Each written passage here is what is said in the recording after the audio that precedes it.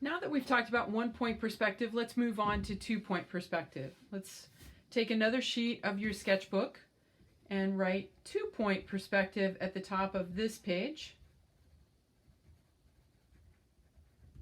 And let's begin in the same manner by putting a horizon line across our sketchbook. Label it horizon line.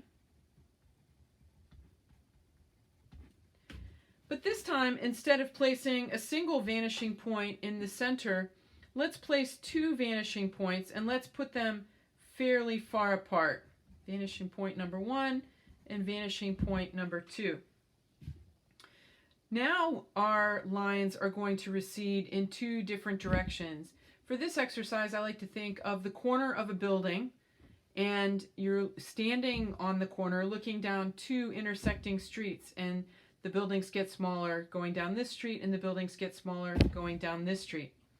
We're going to work on boxes again, but this time, instead of starting with the face of our box, we're going to start with the edge of our box, the corner of our box. We're going to draw the corner of that box, and then from the bottom and the top of that box, we're going to draw our receding lines to both vanishing points.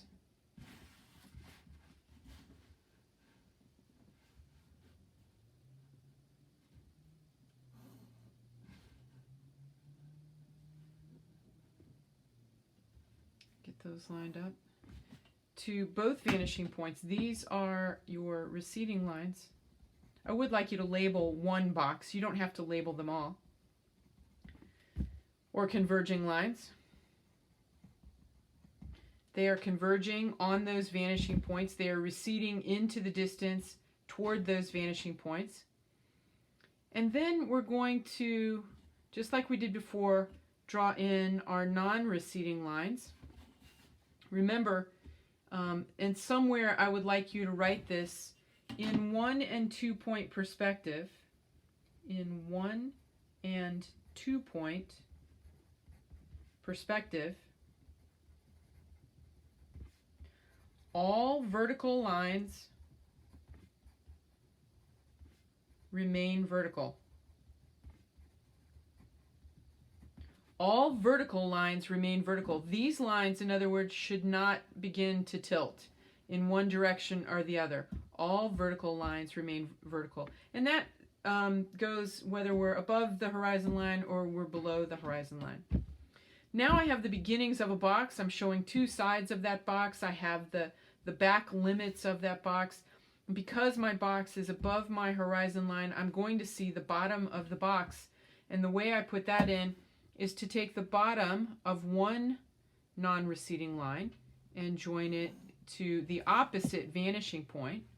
And the same thing here, the bottom of that non-receding line to the other vanishing point. And now I have shown the bottom of the box. Again, I would like for you to draw 10 boxes. In this case, it can become very confusing with all the overlapping lines. Again, you don't have to take those receding lines all the way back.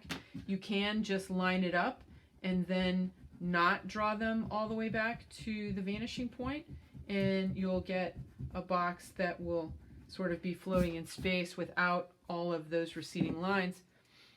The trick to getting these boxes in 2-point perspective, however, is that your edge, your corner of the box, must fall between your vanishing points.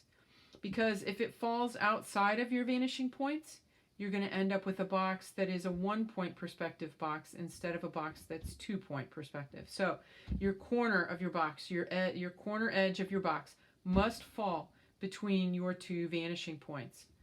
So again, I'd like for you to have 10 boxes represented in 2-point perspective that can be above your horizon line or below your horizon line.